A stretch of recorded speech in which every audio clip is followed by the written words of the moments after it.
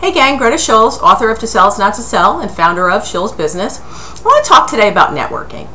If you've seen anything that I've done, you know that networking is a very important part of building your business. At least I believe that it is. The problem is networking can be done very poorly.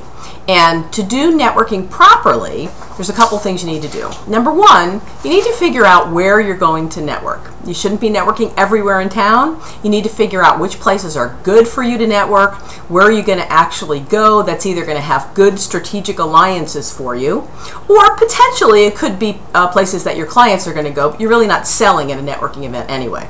So you want to find a place that has strategic alliances. Some of the places that I recommend, number one, certainly depending on your business, your local Chamber of Commerce is always good. Again, it depends on your business. If you have a very specific business and it isn't local or they're not someone that's at a Chamber of Commerce meeting, so then maybe that's not right for you. Also, in most chambers, if you are calling on C-level executives, there's usually some sort of a trustee level or next level where you have to be an owner of a business to go. So if you are an entrepreneur where you're the owner of your business, you may want to invest in that because you certainly will be networking with the right level of person.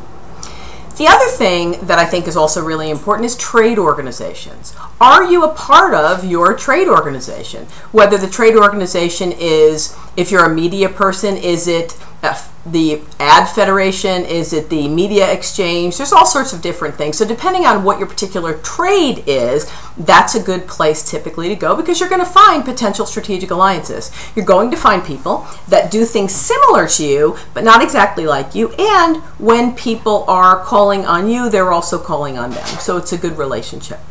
The third one is some sort of a charity or service organization. There's a couple of reasons why I think this is good. It's good because we should be giving back to our community, and that's the right thing to do, and we need to be doing the right thing all the time, and if we are, I truly believe that success comes when you do things properly and right. So we should be a part of a charity and give back our time or whatever it is that we can give. If you can afford to give money, give it. If not, volunteering and giving time is wonderful. If it's not a charity, Heart Association, Lung Association, those things, it could certainly be a service organization.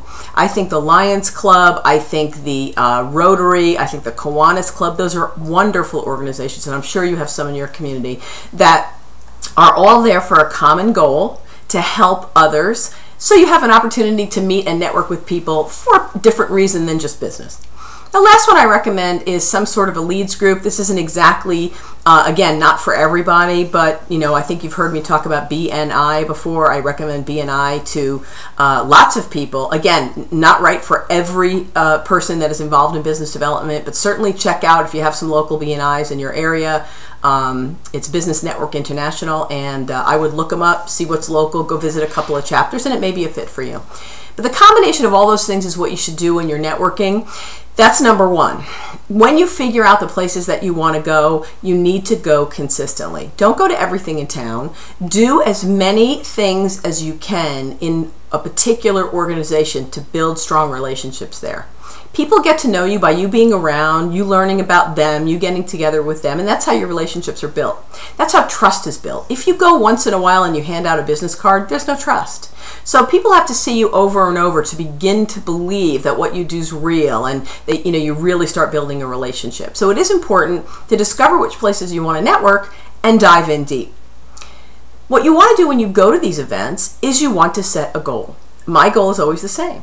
I don't leave a networking event without finding at least 2 potential strategic alliances. And of course, a strategic alliance is somebody that you build a relationship with outside of one of these events.